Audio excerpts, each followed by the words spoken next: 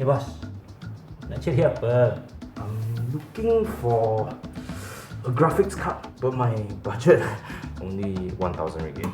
Okay, tak ada masalah. We got a new one here. Ni ah, the new RX 6500 XT. Baru kedai, baru lagi. But left only one, no? Only one? Okay lah, tak apa. Good choice, Langchai, good choice. Let me custom this for you. I need to eat Maggi mee for 1 month already. Oh yeah, but this one need to bundle, oh.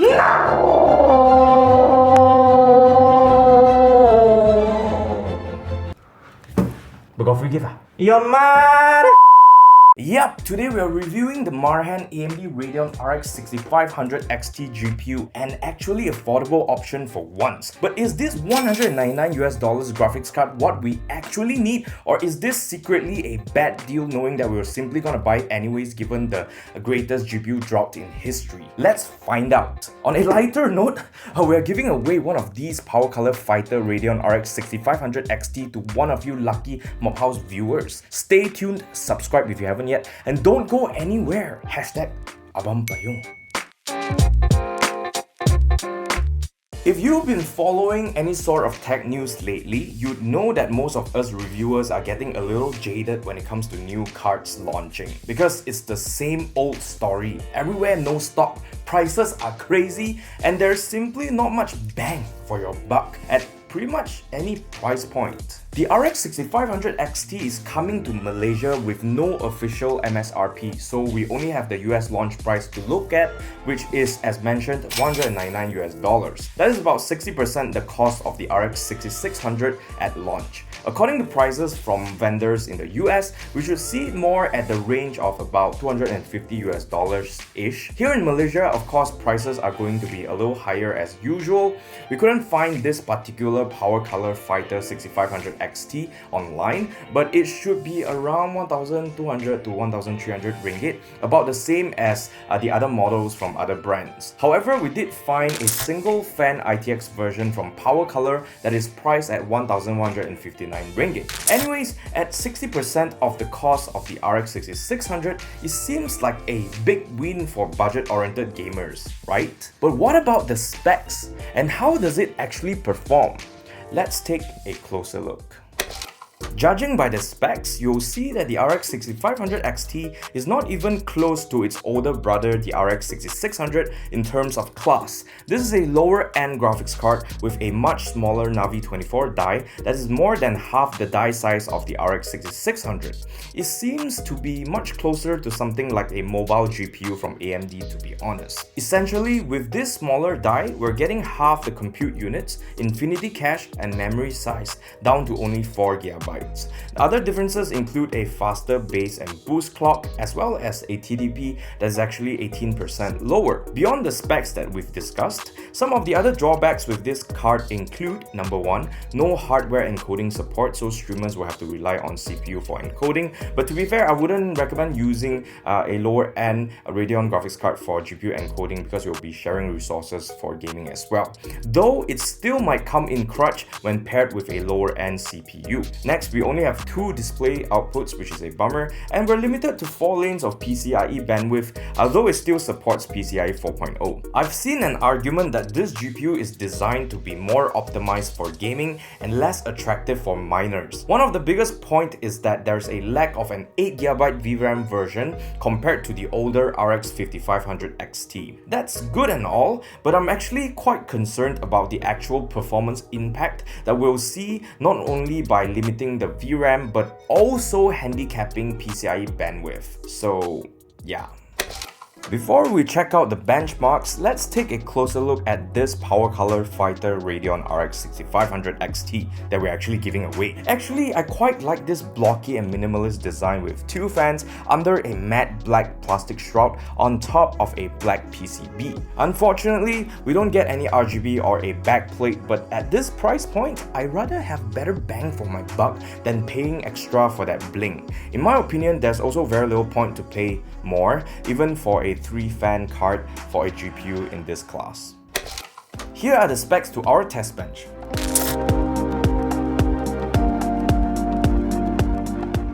Kicking off our benchmarks with the synthetics, and we're going to start with Time Spy. Here we can see that the RX 6500 XT performs as you would expect. It is 40% cheaper than the RX 6600 and it performs 40% worse. What surprised me was the proportionately similar performance in Time Spy Extreme, which is 4K resolution.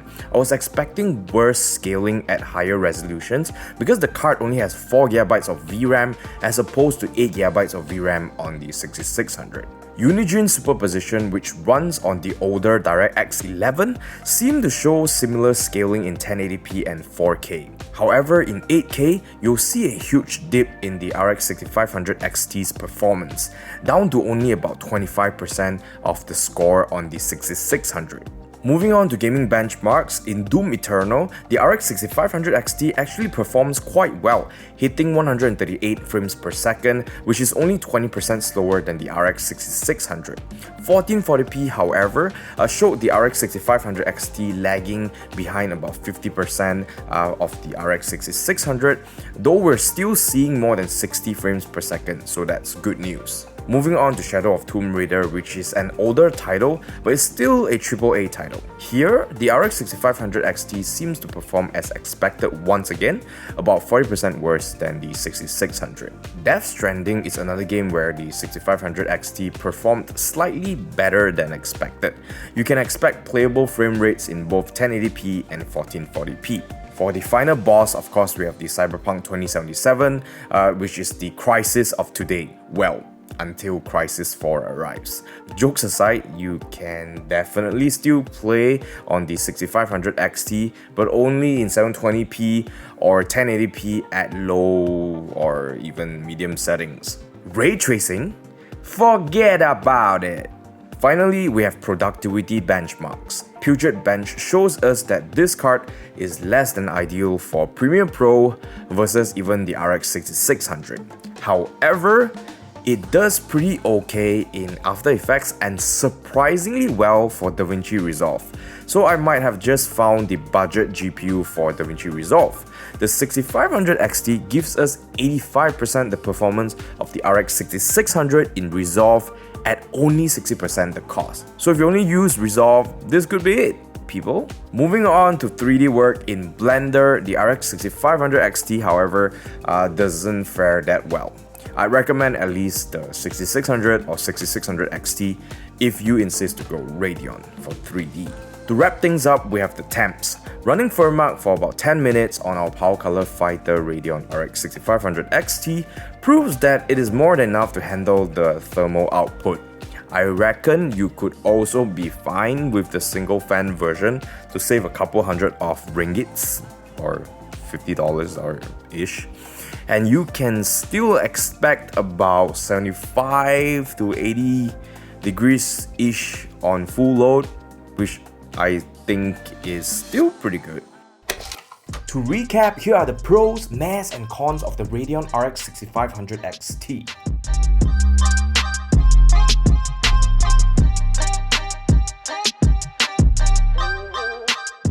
I give the Radeon RX 6500 XT a very meh #cheap buy 6 out of 10 if you can get a good deal on it.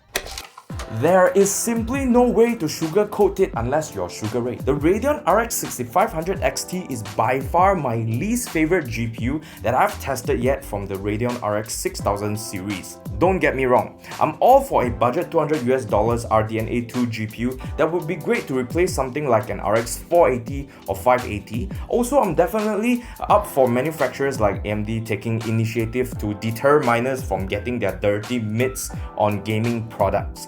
But, and this is one big but, given the current situation, we are unlikely to see the RX 6500 XT for anything less than say $250 to $300. And while $50 to $100 might not be that significant for people at the bangsawan end, for people who are more budget oriented, every penny counts. Every ringgit counts. The thing is, it seems like limiting the VRAM as well as the PCIe bandwidth together has crippled a product that could have made a lot more sense. Now, I didn't have any PCIe 3.0 system in our studio because I'm a bangsawan at the moment. But I reckon running the 6500 XT on PCIe 3 with only 4 lanes could potentially bottleneck its performance. I'm just speculating, but yeah.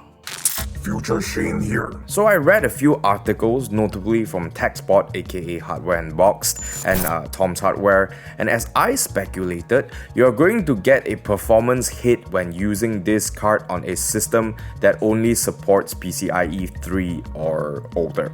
For those of you in this position, your only bet is to run games at lower texture qualities to mitigate the performance hit, but this could be disappointing for people who want to replace their aging GPUs but still are running on an older platform. Basically, if you're running an older machine, upgrade or not much difference. And another disappointing thing is the omission of hardware encoding. Again, like I've mentioned, I wouldn't recommend gaming and streaming with GPU encoding of a lower end graphics card like this, but it could still be very useful if your CPU is not that powerful, which is very common in lower end setups. That and only having 2 display outputs very much damage the consumer appeal of the RX 6500 XT. Now, some content creators are suggesting that picking up a second-hand GPU like the RX 5500 XT or the RX 570 or 580 4GB VRAM or even a 1650 Super will give you better value than this brand new card. And from an ideal world perspective, I would agree. However, there's a big possibility that you could be picking up an X mining card, which means that its lifespan is limited, if you could even find one in good condition in this GPU shortage hell. Also, there's the tiny issue of warranty, because those cards are a little older by now, and getting a brand new 6500 XT will give you a full warranty period. Seems like a cop-out, but hey, it's something. My advice is go get the cheapest version of this card if you actually want to pick up an RX 6500 XT. If you're going to spend $50 to $100 more, or about 200-400 ringgit extra, then maybe try hunting for an RX 6600 instead. If not, then maybe sit a while and wait for a price drop, because it seems like the entire world is taking a giant dump on this card. So while stock availability is definitely increasing, people might not just run straight out to buy one just yet. And that is everything I have to say about the Radeon RX 6500 XT. Now, giveaway time!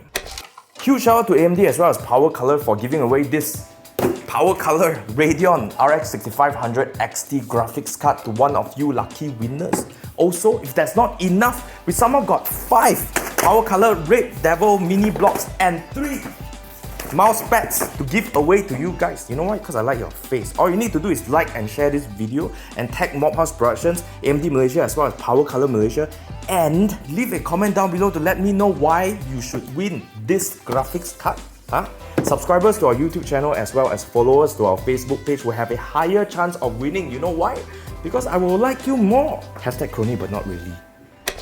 For today's comment section, I'll reply to the Ryzen 7 5700G review. Firstly, the god of hyperdev says that he's disappointed of a lack of good stock list, but to be honest, we don't really get RGB for our Ryzen products unless it's of a certain SKU lah. This one works just fine. Kevin Lexter OK says that will this work for future GPU upgrade with a 3060 Ti, or will it bottleneck? I think it will do just fine. Panos Hanis asked me, would you recommend pairing it with the 3600 with CL16 or the 4000 MHz with CL18? I would probably go for 4000 if iGPU is more important for you, and 3600 MHz if CPU performance more important for you. Viper say, Bangsawan rise up with Ryzen. Love your vids. Thank you very much, bro. I want to make you laugh until you ROFL on the floor. Moving on to the wonderful world of Facebook, and the first one comes from Eddie Ahmed that says, nak campak nanti bagi lokasi dekat mana bro nak sambut? I will not tell you what I am later. You will follow me. Dudeness Dave said that his GPU in shipment during the floods, he was so scared that he won't receive it, but he's more worried about the people impacted by the flood than he is about the package. That is true, bro. Things gone already can buy again. Money gone already can make again, but people gone already, sad. Then what do you call the Ryzen Threadripper? Hello, that's a CPU. This is an APU. You're mad? Amir Tumiran says that he's rising alright. TMI bro. TMI. Haram! And that is all for our comment section this week. Leave more comment down below so that I can reply to you and also go and join the giveaway. I wait for what? Now no GPU what? Okay? My name is Shane the Bangsawan from Mob House and I will see you in the next one.